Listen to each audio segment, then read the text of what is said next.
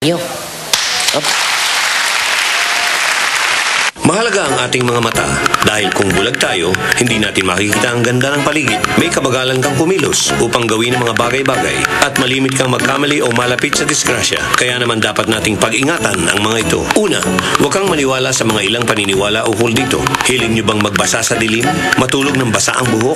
Ang mga paniniwalang ito na sinasabing dahilan ng paglabo at pagkabulag ng mata ay walang katotohanan. Hindi naman talaga masama magbasa sa madilim. Kailangan maintindihan na mas mabagal ka magbasa, mas madali ka mapagod. Pag natulog ka, nabasa ang buhok mo, sakit lang ang ulo mo, and basa yung unan mo. Hindi naman masisira yung eyes mo because of that. Pag umapa ka na ng 40, nag-40, alam na natin na may edad ka na. Kailangan mo na magsuot ng reading glasses. Ngunit ano nga ba ang sintomas para malaman mo kung lumalabo na ang mata mo?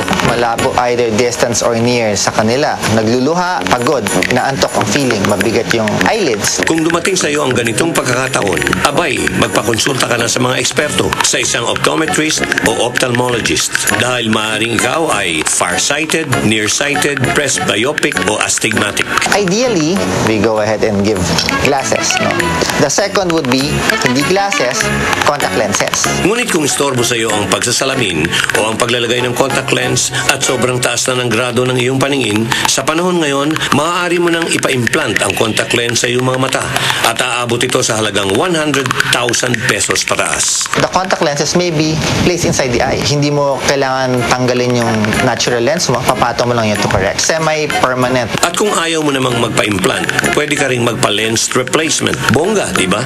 Sa halagang 100,000 hanggang 120,000. Pero kung wish mong mabalik sa mabilis na paraan ang paglinaw ng iyong mga mata, mangyayari yan sa pamamagitan ng high-tech na laser o LASIK. Umaabot ang presyo nito sa 58,000 to 75,000 pesos. It's practically painless and the recovery is quick. At kung ikaw ay nagkakaedad na at meron ka ng katarata, abay, ibang usapan na yan.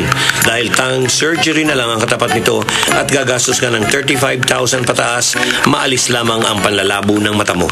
Nagkakaroon siya ng mga kulay, naninilaw, namumuti, or nagkakaroon ng mga bahid, parang dumi. Parang may ulap, yun yung common symptoms ng katarata. Habang nagkakaedad tayo, naninilaw talaga. Ngayon, ang surgery is usually natin bloodless na, especially for cataract surgery, in the hands of a skilled surgeon. Tatanggalin natin yung lente na nagiging katarata, papalitan mo ng panibagong lente o intraocular lens para maging clear. Kung ang katarata ay di natin maiwasan sa ating pagtanda, iba naman itong sakit na glaucoma dahil mas nangangailangan ito ng espesyal na atensyon.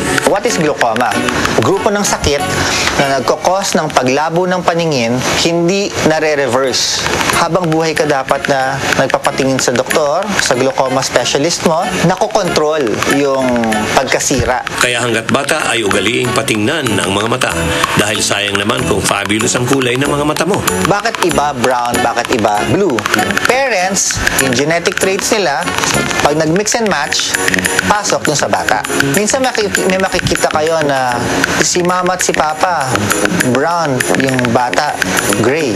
Pwede mangyari yon kasi may mga systemic conditions na quote-unquote out of the ordinary. No? O yung hit and miss ng genes nila, iba yung lumabas. Mga friends, kung di natin bibigyan ng pansin ang mga bagay na makakasira sa ating paningin, maaaring mauwi ito sa pagkaduling o kaya'y pagkabanlag. Yung mga pagkaduling, pwedeng inborn. Meron mga dala ng grado. Hindi na correct agad, nahihirapan, pumapasok o lumalabas. No? Kung hindi madala ng salamin o kulang sa salamin, surgical. Ingatan ang iyong paningin. Kumain ng mayaman sa vitamin A. Ugaliing magpatingin sa doktor hanggat bata pa para magamit natin ang husto ang ating mga mata hanggat malinaw pa ang mga ito.